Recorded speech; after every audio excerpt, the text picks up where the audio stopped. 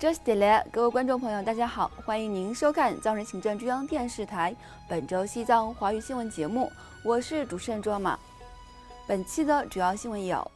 达赖喇嘛尊者启程前往拉达克展开访问；达赖喇嘛尊者和藏人行政中央领导人致函悼念日本前首相安倍晋三离世；司政边巴次仁圆满结束对比尔和均达日藏人社区的访问。美国议员向国会提交促进和平解决藏中冲突的法案。藏人代表前往比利时介绍第11世班禅喇嘛失踪问题。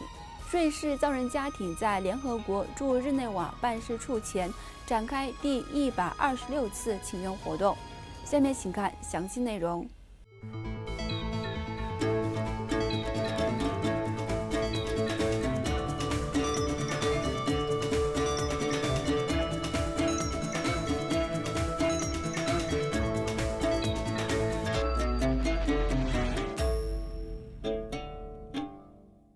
西藏精神领袖达赖喇嘛尊者于本周四7月13号上午从印北达兰萨拉的勤宫出发，前往拉达克展开为期数周的访问。在达赖喇嘛尊者从达兰萨拉出发，经查莫克什米尔邦前往拉达克的沿途，受到印度及藏人民众的欢送。本次访问拉达克是自新冠疫情爆发的2年多后，达赖喇嘛尊者首次离开达兰萨拉出访外地。另外，日本在位时间最长的前首相安倍晋三先生于上周五7月8号在奈良市的一场竞选活动上发表演说时被枪杀身亡，享年67岁。西藏精神领袖达赖喇嘛尊者和藏人行政中央领导人在闻悉噩耗后，相续致函逝者遗属，表达哀悼及慰问。达赖喇嘛尊者在致给逝者遗孀安倍昭惠夫人的调研信中，回顾了逝者生前与尊者之间的友谊，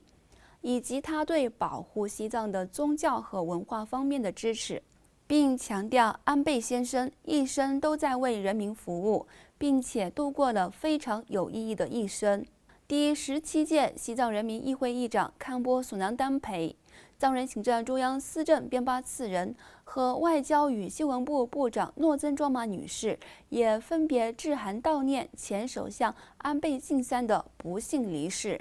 本周一7月11号，藏人行政中央在印北达兰萨拉的总部为前首相安倍晋三先生举办祈祷法会，同时关闭各部门半天以示悼念。与此同时，在闻悉日本前首相安倍晋三遭刺杀身亡的噩耗后，藏人行政中央驻台湾办事处向日本台湾交流协会发出调研信。代表格桑健参和格西丹增朗卓仁波切还于7月11号下午出席了在日本台湾交流协会台北事务所中举办的追悼会，并在追悼会上向前首相安倍晋三的遗照敬献花圈和哈达，以示悼念。此外，作为对印度北部藏人社区访问的一部分，司政边巴次仁从上周四7月7号开始，相续访问了位于印北喜马偕尔邦境内的比尔和均达日藏人社区，参观了当地藏人社区的寺院、学校和非政府团体，以及向当地藏人民众发表讲话。在抵达比尔藏人社区的第一天，司政边巴次仁出席了位于当地的藏传佛教噶举派知名寺院巴邦西热林寺下属的医学与占星学院举办的首届毕业典礼，并发表讲话。在第二天参访比尔和均达日藏人社区时，司政会见了西藏人民议会议员多吉才丹、丹增吉扎和当地藏人社区的官员以及非政府团体的代表。随后，司政相续参观了位于均达日藏人社区的藏医院、社区行政长办公室、当地的西藏儿童村学校的分校和桑布扎藏人学校，并向上述学校的师生以及当地藏人民众发表了讲话。目前，司政边巴次仁正在对印度首都新德里进行访问，并将访问位于德里城郊的桑叶林藏人定居点，以及向当地藏人民众发表讲话。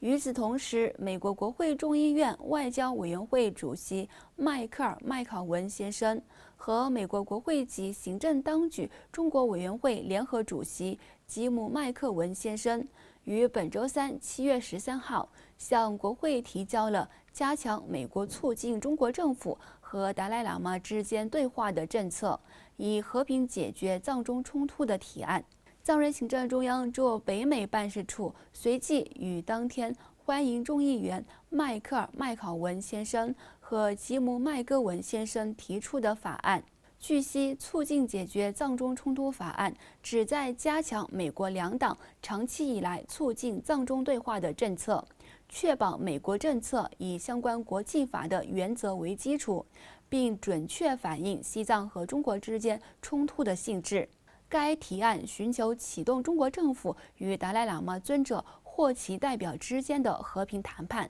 自2010年以来，中国政府持续向达赖喇嘛尊者提出不合理的要求，作为进一步对话的条件，因此历经10次的藏中和谈至今没有获得恢复。另外，为了向欧洲各国及比利时民众介绍第11世班禅喇嘛耿登确锦尼玛失踪问题，印度南部扎什伦布寺主持西加仁波切在助理拉多法师和藏人行政中央外交与新闻部人权事务处负责人朱丹吉女士的陪同下，于7月12号抵达比利时展开游说活动。在抵达布鲁塞尔的第一天，西加仁波切一行会见了欧洲议会议员、欧洲议会支持西藏小组主席米库拉斯·佩克萨先生，以及欧洲和比利时佛教联盟的2名主席。仁波切向佩克萨议员介绍了达赖喇嘛尊者和班禅喇嘛之间的特殊精神关系，并对第11世班禅喇嘛的下落和健康状况表达严重关切，以及呼吁欧洲议会尽快通过一项动议，敦促欧盟授权其驻中国大使与第11世班禅喇嘛进行会面，确定他的下落和健康状况等问题。请继续收看本期节目的最后一则消息。居住在瑞士的2户流亡藏人家庭于7月13号在联合国驻日内瓦办事处大楼前展开第126次有关西藏问题的请愿活动，并向联合国秘书长和人权专员提交了请愿信。在致给联合国秘书长安东尼奥·古特雷斯先生和联合国人权事务高级专员米歇尔·巴切莱特女士的第126封呼吁信中，2户藏人家庭的成员持续呼吁联合国和世界各国政府把西藏人民从中国政府的暴政和压迫中拯救出来。据了解，上述2户流亡藏人家庭通过非暴力公民抗争运动，纪念在中国统治下丧生的120万藏人和150多名自焚藏人。各位观众朋友，以上就是本期节目的全部内容。欲了解更多有关西藏境内外的讯息，请登录屏幕下方的网址。感谢您的收看，我们下期节目再会。